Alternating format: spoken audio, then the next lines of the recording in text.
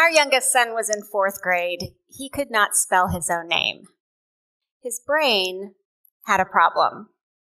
I discovered it standing in his elementary school hallway one evening, reading a story he had written about my husband, a military officer. At the top of his page, he has written his full name, Evan William Moore. He spelled William, W-I-L-Y-U-M. He went on to write, "My dad is in the Air Force. People salute my dad." S-A-L-O-O-T. Our 9-year-old son was spelling phonetically, the way words sound, like the average 6-year-old spells. Fast forward 3 years to 7th grade, and my son, who could not spell his own name, was now enrolled in gifted and talented language arts. And by his freshman year in high school, he took 2 college-level English courses and passed both of them with an A. How did he make that jump? Well, because of the brain's amazing capacity to change with just a little help. We aren't stuck with the cognitive cards we've been dealt, and neither was Evan. After 9 months of brain training, Evan had a brand new and improved deck of cognitive cards. So what do I mean by brain training?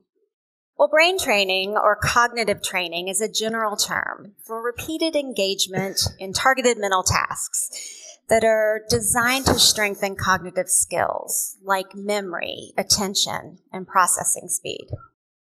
There are brain games everywhere, but brain training is so much more than a game.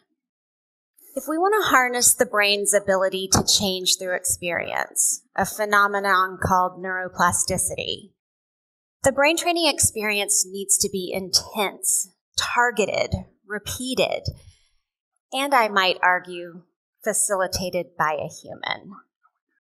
So how do we know that brain training can do that? Well, in short, data. Since 2015, hundreds of studies have been published on brain training interventions, and my name is on more than a dozen of them. I'm the research director for a worldwide network of cognitive training centers, and our team has worked with more than 100,000 children and adults. That's about 6 million brain training sessions that look like this. And we've amassed dozens and dozens and dozens of stories just like Evan's, stories of overcoming struggles with thinking and learning through brain training. So I want to share with you 3 lessons that we've learned through our experience and research in this field. So lesson number 1, cognition is complex. So brain training also needs to be complex. What do I mean by that? Well, according to the most widely accepted theory of intelligence, the Cattell-Horn-Carroll theory of cognition, there are dozens and dozens of cognitive skills. Skills like working memory, long-term memory, processing speed, visual and auditory processing, logic and reasoning, and attention. If we want to have the biggest impact on thinking and learning through brain training, then we have to create interventions that target more than 1 or 2 cognitive skills. If we give you an intervention for your brain that only targets working memory, but we also expect that to improve reasoning skills, that would be like giving you a workout for your arms in the gym and expecting you to see results in your legs as well.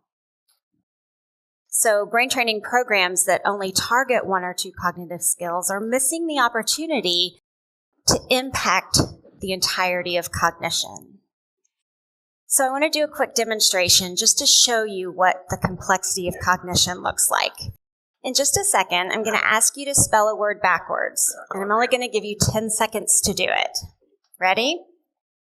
I want you to spell the last name of the first United States president backwards. Ready? Go.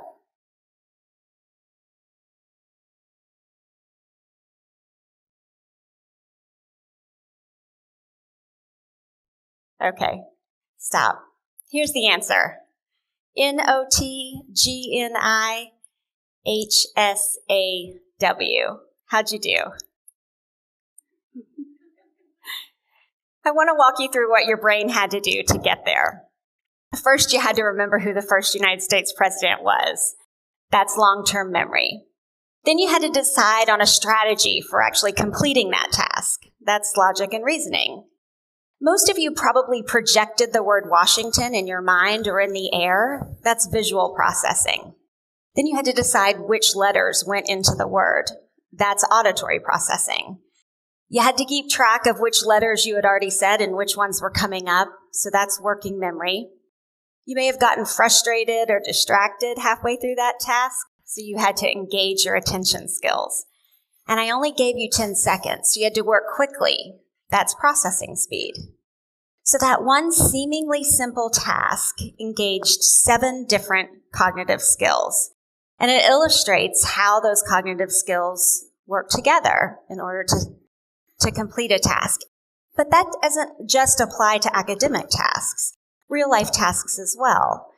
For example, to be a good driver, you have to have strong processing speed, attention, and visual processing skills. To be good at time management, you also have to have good processing speed and attention skills and reasoning. So, cognition is complex. Therefore, cognitive training should also be complex. Okay, lesson number 2. Cognitive training is a universal intervention. Research is telling us that cognitive training is applicable to all kinds of brains. Children, adults, young and old, conditions like ADHD, learning disabilities, traumatic brain injury, and age-related cognitive decline. And what we see in research are changes in neuropsychological test scores, changes in the brain that we can see through neuroimaging, and changes in day-to-day life.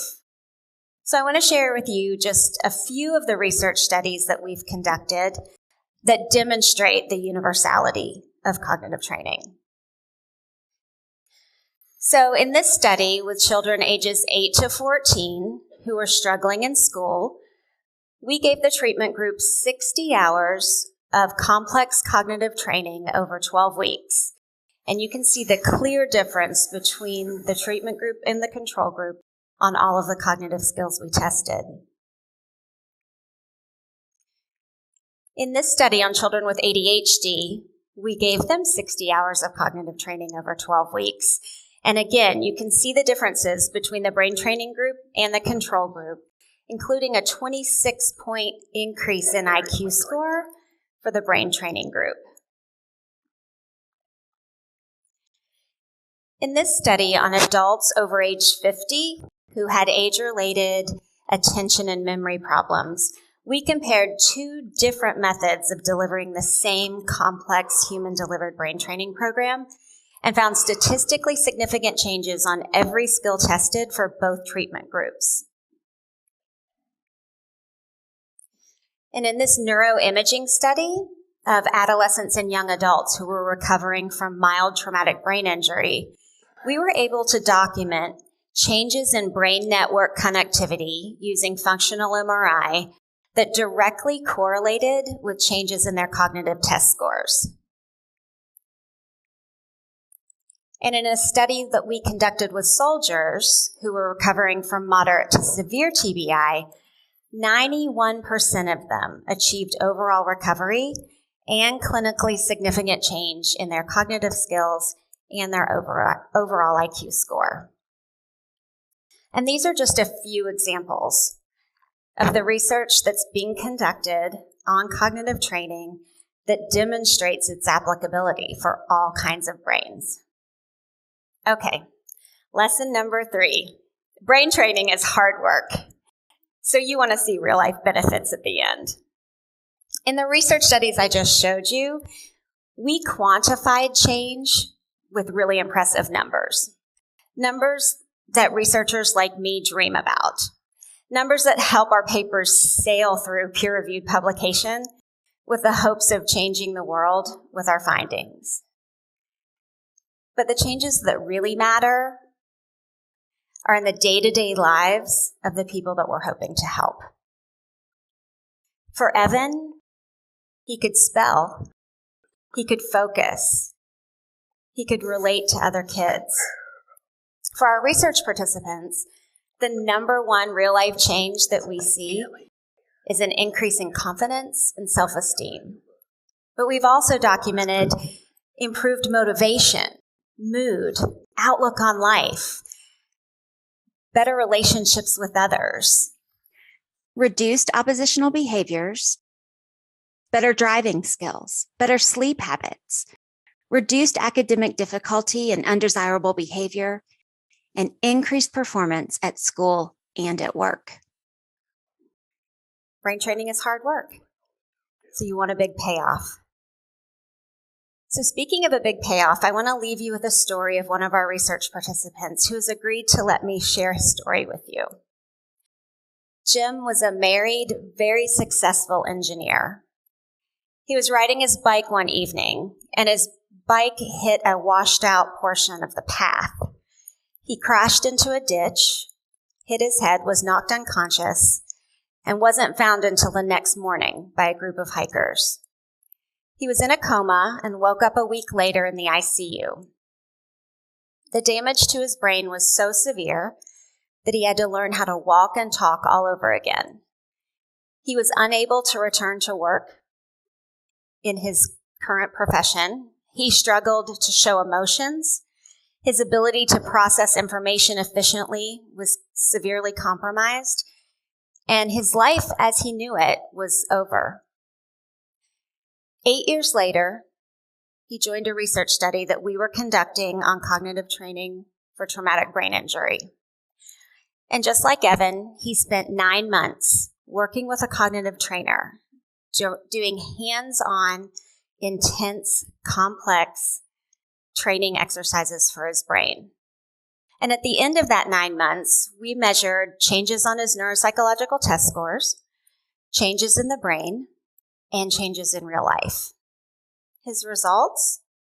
He had a 23-point increase in his IQ score. Analysis of his brain functional MRI showed that the network connectivity in his brain had normalized, and he was able to go back to work as an engineer in the same firm where he was employed 8 years earlier before the accident. He got his life back. Jim was dealt a horrible set of cognitive cards that night on the bike path, but he wasn't stuck with them. Even after 8 years, his brain was able to change through cognitive training. Brain training research is such an exciting field of study and one that carries this message of hope. We are not stuck with the cognitive cards we've been dealt. Thank you.